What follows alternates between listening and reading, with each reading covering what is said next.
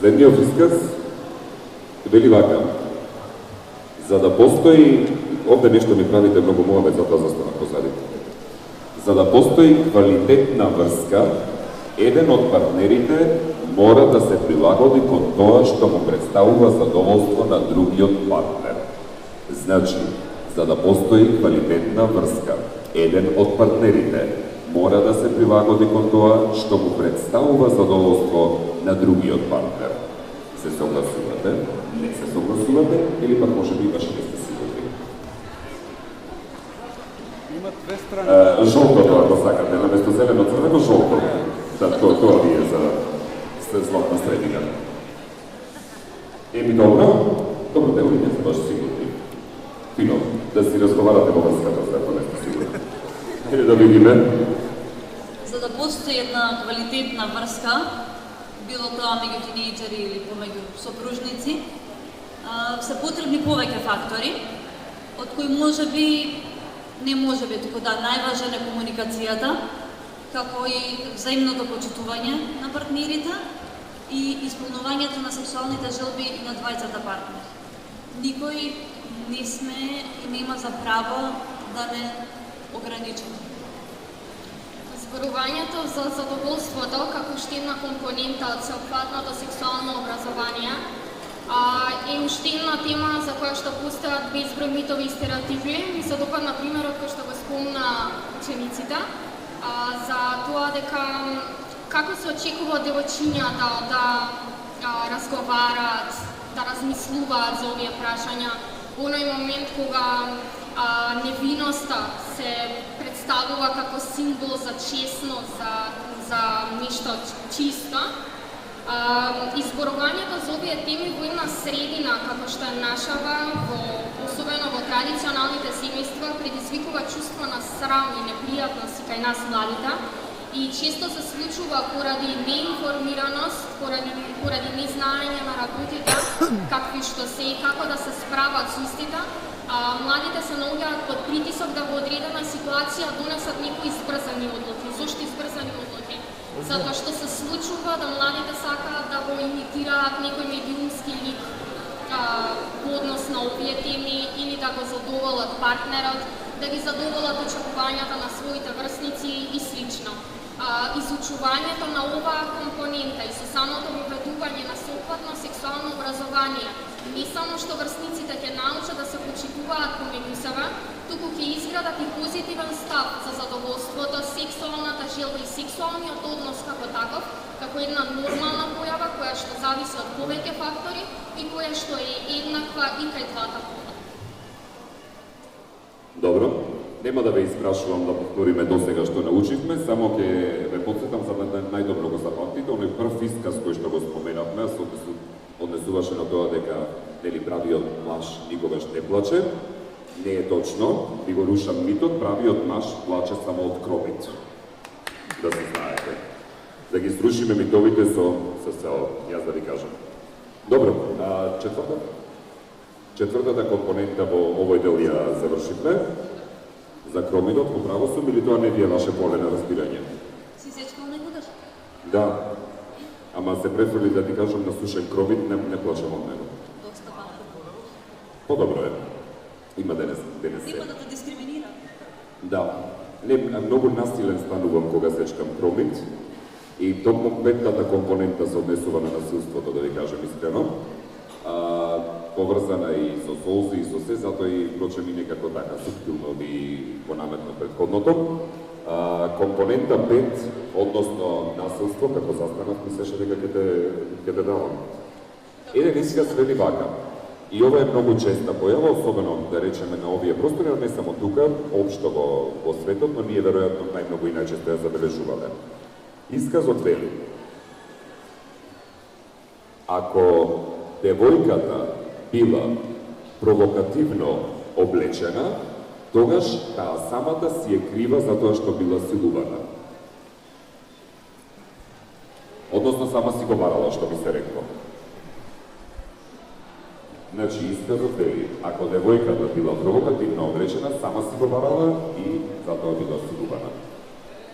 Добро, Ајде да дополниме овде, бидејќи овие се веќе многу важни аспекти дефинитивно и од оваа компонента. Јас сум Љупка Трајановска, врснички едукатор по сеопфатно сексуално образование на ХЕРА. Ова е Јована Наниевска, координатор на ХЕРА Млади. Тоа што ни треба на нас младите и ни е потребно е подобро сексуално и репродуктивно здравство, подобри сексуални и репродуктивни права, односно тоа што ни треба е подобро образование за сексуалноста и репродуктивноста. Волонтерската група на ХЕРА Млади денеска го одбележува денот на Визија 2020 со организирање на јавен час по сеопфатно сексуално образование. Ние, едукаторите на ХЕРА, заедно со Огнен Јанески, ќе спроведеме 45-минутен час на кој учество ќе заземат, односно ќе бидат ученици, истакнати јавни личности од повеќе сфери на општеството. Денеска ќе зборуваме за сите 7 компоненти кои ги опфаќа сеопфатното сексуално образование, а тоа се родот, сексуалното и репродуктивното здравје, граѓанските аспекти, задоволството, насилството, врските односите и различности. Преку овој символичен час, уште еднаш би сакале да истакнеме колку малку информации има во македонското образование на тема сексуално и репродуктивно здравје, а она што го среќаваме, а не треба да го среќаваме, се митови и стереотипи, застарани информации и податоци, како и потикнување на предрасуди. Крајно време е ова да се промени. Сега ќе препуштам збор на Јована Наниевска. Добар ден и од мене. Веќе неколку години, долги години се среќаваме и разговараме на оваа тема. Како што знаете, ХЕРА веќе 16 години се залага за врсничко неформално образование и се залага за програми кои што се базираат на факти и на наука и кои што се адаптирани на возраста за напредување на сексуалното и репродуктивното здравје и за остварување на правата на младите, односно правата на децата, да имаат информации, пристап до информации кои што може да го напредат нивното здравје.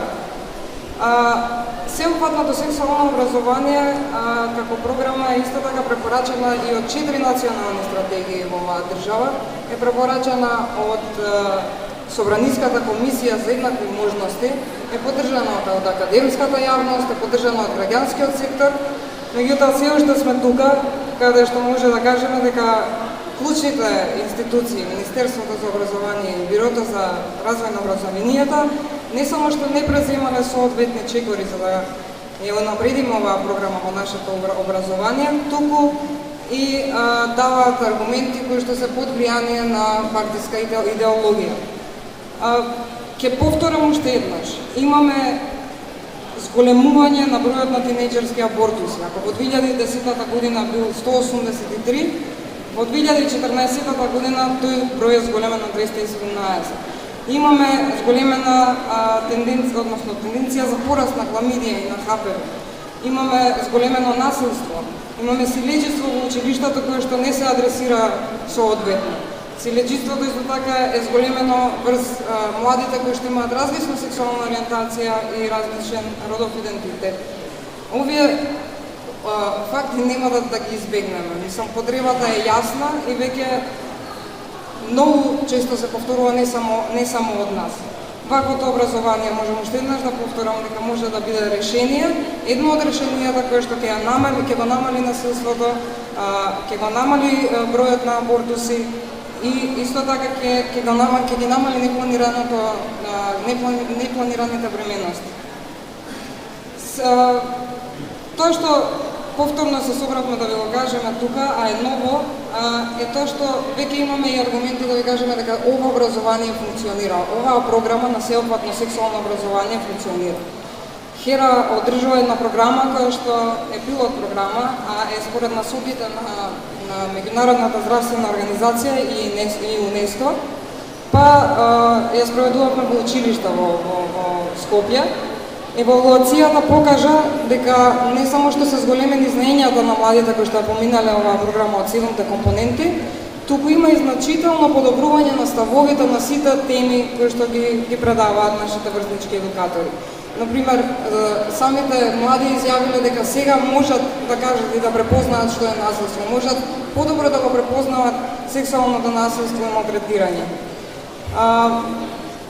Мислам дека нема потреба да зборувам повеќе и единствено што нешто на крај можам да го кажам е нека се надеваме дека излезот од оваа политичка криза во која што сите се наоѓаме и нашава држава ќе доведе до професионални институции кои што нема да бидат под влијание на партиската идеологија, ќе конечно почнат да работат на начин и препораки кои што се залагаат за подобрување на нашиот животен стандард и подобрување на нашето сексуално и репродуктивно здравје, затоа што тоа може да биде решение за многу проблеми со кои што се соочуваме. Така што со оваа реченица би го завршила овој излагување. Ние разговараме за програма која што е сеопфатна, која што ги опфаќа сите 7 компоненти. Во учебниците можеме да видиме дека се спомнуваат некои теми, дека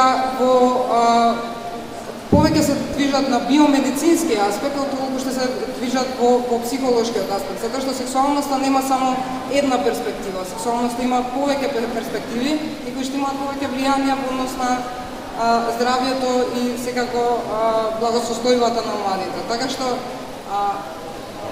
внесувањето на сеопфатната програма е единствено како сеопфатна може да помогне на унапредување на сексуалното и репродуктивното здравје и намалување на насилството.